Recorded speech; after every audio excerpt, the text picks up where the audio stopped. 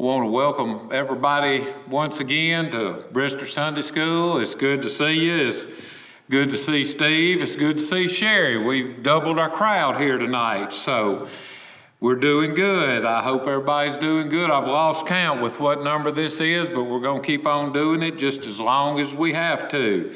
We're looking forward to doing this full time. Steve's working on some projects, so it's looking good. Be turning in your Bibles, if you would, to Acts 3, but also be turning to Luke 14. Just a review, last week we looked at the parable of the mustard seed and discussed the different ways that scholars looked at this or interpreted this parable. And I want to thank the people that sent me comments about it, about which way they thought, about how they interpreted it. I really enjoyed the comments. They were very well thought out, and it's obvious that you're in the Word, and I appreciate that. That's how I learn. We're going to look at another parable in the New Testament today, and like I say, it's in Luke chapter 14, and we're going to look. We throw the word out, being a disciple, just mighty easy these days, but there's a lot behind being a disciple. And we're going to see what it takes to really be a disciple. But first, I want to read a scripture, and it's in Acts chapter 3, verse 1. Just to look at this for just a second. Acts chapter 3, verse 1. And I'm going to read verse 1 and 2. It says, "Now Peter and John went up to the temple at the hour of prayer, the 9th hour.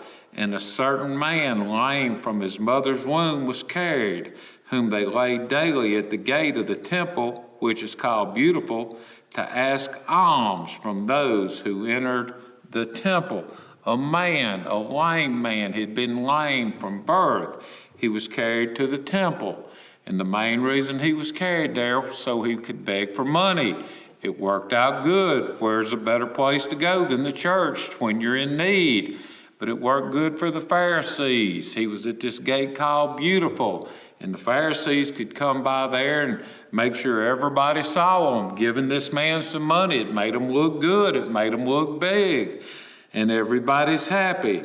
And it's good to help people. I don't want to lessen that, but when you get down to it, this man went to church for the wrong reasons. This lame man went to church for a financial gain.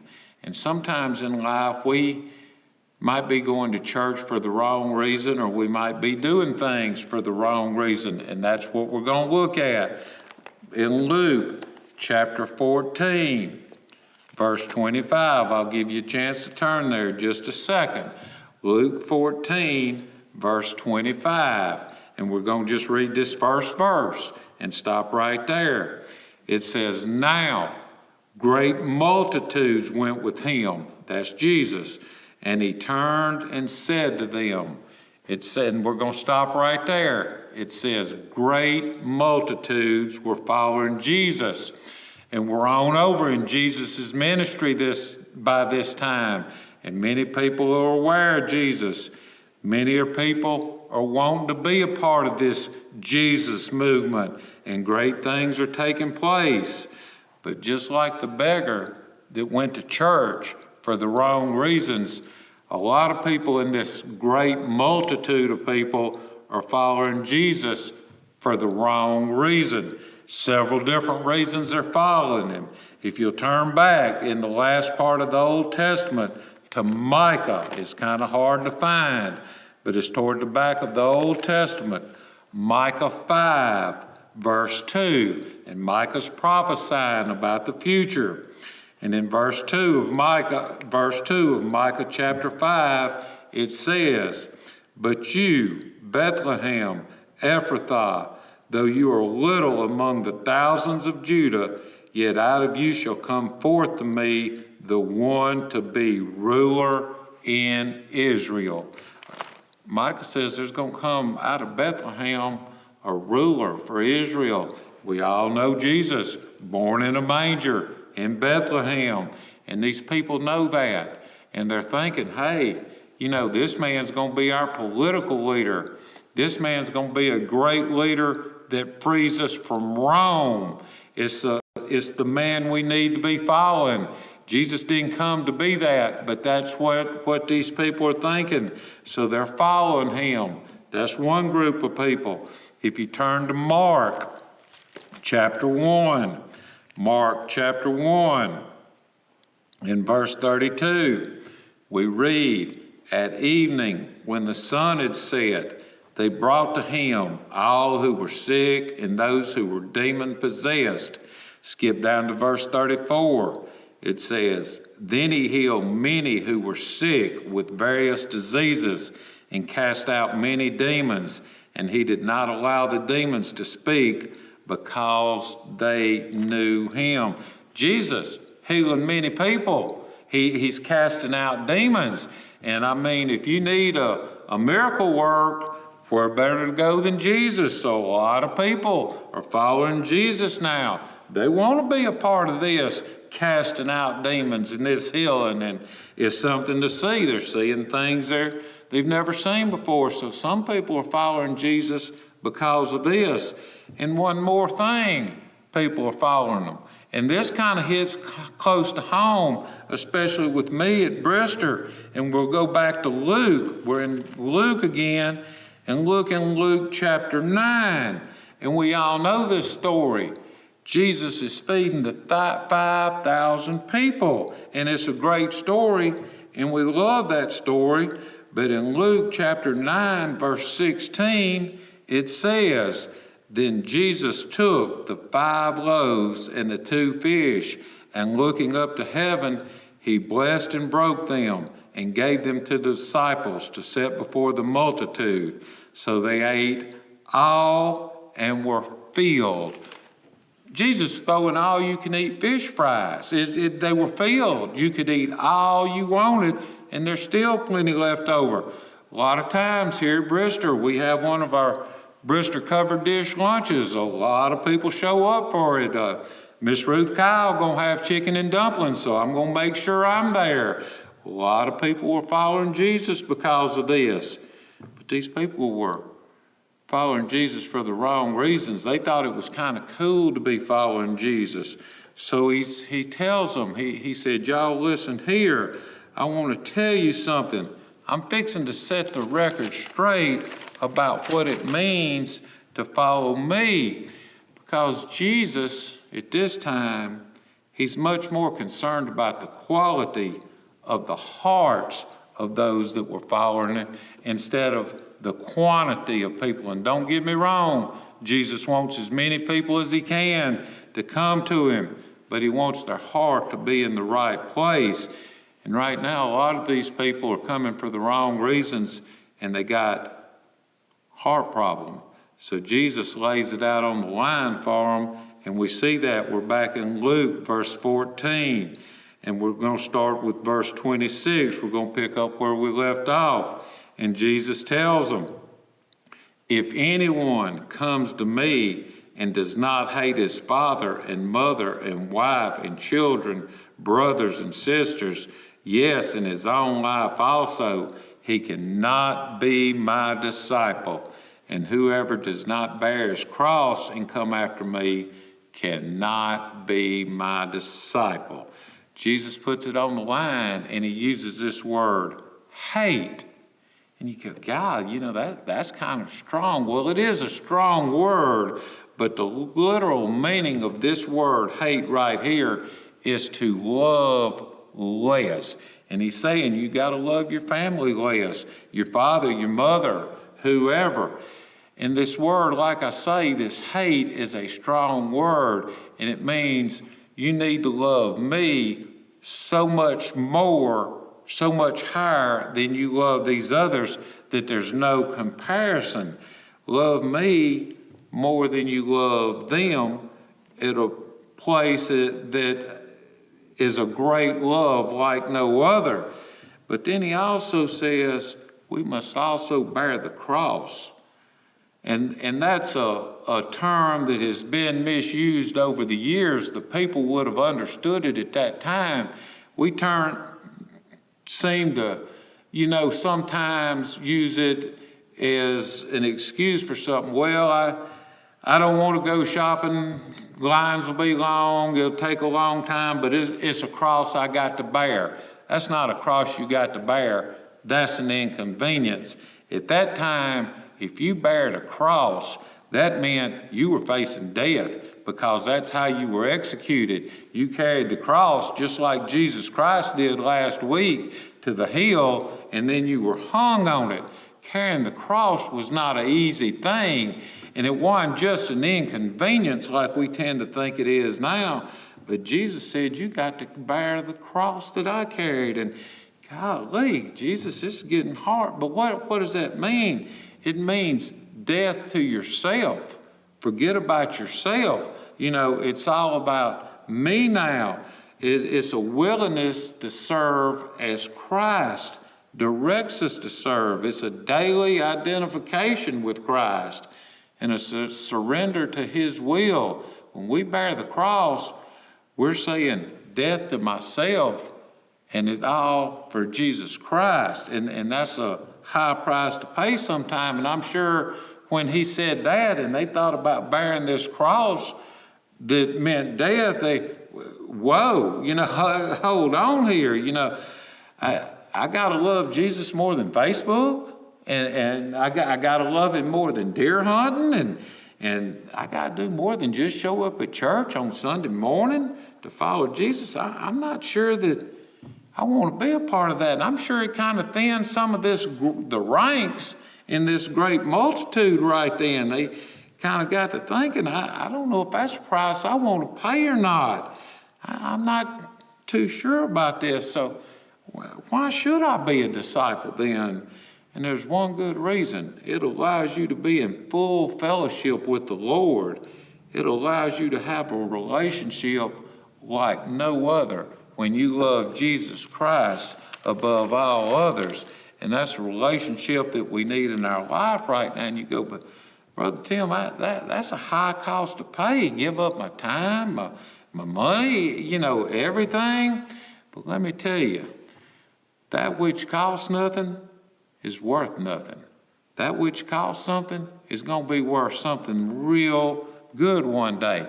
Jesus goes into the parable now because He just explained what you had to do to follow Him.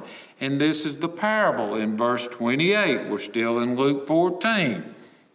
This is Jesus talking.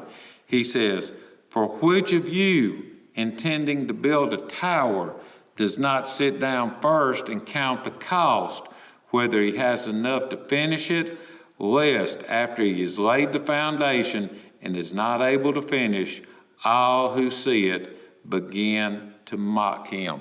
At that time, once again, you got to understand, Jesus is talking to people that were in a place, in an area that was a rural area at this time. A tower was a magnificent thing. And I'm not saying it's not magnificent today, but you can go to Little Rock in March and there just be some dirt work being done, and you go back in October and there's a new building there. It can go up that quick.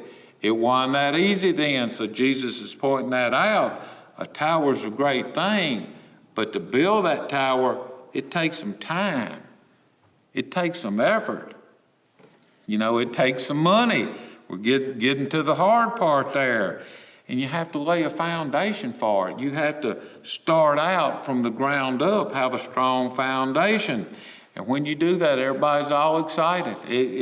It's a great thing. Just like when you first come to Christ, it's a great thing. But then things kind of cool down. We got the foundation laid, everything's going along, and then distractions come, and we get off on this project over here, and we kind of forget about this, and then life gets in the way, and all of a sudden building that tower, it's got put on the back burning because we got sidetracked and we just didn't plan real good, and then it's not completed, and we don't know what happened. And an unfinished tower is a sad-looking spectacle. It's sad when you go by a half-finished house that the people couldn't finish it for whatever reason. But even worse than that is an unfinished walk with Christ. And sometimes we start out, we lay that foundation, we're ready to go, but life gets in the way and we just didn't plan good and it just didn't work out. And when you have an unfinished walk with Jesus, you'll never know true happiness and you won't be a disciple of Christ. So we've learned here what it takes to be a disciple. How you do it. You lay that foundation. You plan carefully. You start a building project. But then you become this disciple. But what does it, when you become a true disciple of Christ, what happens? Well, the first thing is Christ will never ask you to do anything that he hadn't already done. And you can take comfort in that. Anything that Christ asks you to do, he's already done. And just think about this. Jesus left his Father. He left all the comforts of heaven to come to a sin-filled earth. And he came down here to build a tower. And that's what he did. And that tower that Jesus built is the church. And it's a mighty tower. But he paid a price to do it. He faced total humiliation in front of his family, in front of his friends, in front of the people that he knew, and he died the most gruesome death a person could die. But he built that tower, and you look at the tower that he built today, and Brother Eric talked about it last Sunday in the Easter sermon that he preached. That was a great sermon and everything. In the last 2,000 years, every attempt to destroy this tower has been made, and it's been non-stop attempts, one right after the other. But it still stands today because of a price that Jesus paid. And it was well planned, it was well thought out, and we're blessed to have it. So that brings us to us today. Are we true disciples? Are we willing to give up self to be a follower of Christ? Are we willing to love him so much more than anything else that matters in our life? And if we are, there's ways to do it. We have to plan, just like plan to build that tower. It takes Bible study.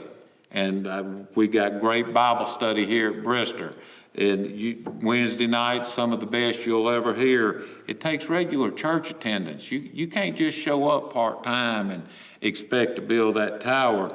It takes service for others. And we're blessed here at Brister with so many people that serve others. It takes daily prayer. And I'm not just talking about that little 5-minute prayer that you say every day that kind of you get in the habit of saying. It takes, sure enough, prayer and everything.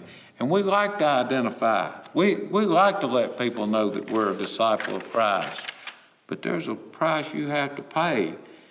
Time, comfort, giving up leisure activities, energy, a lot of things.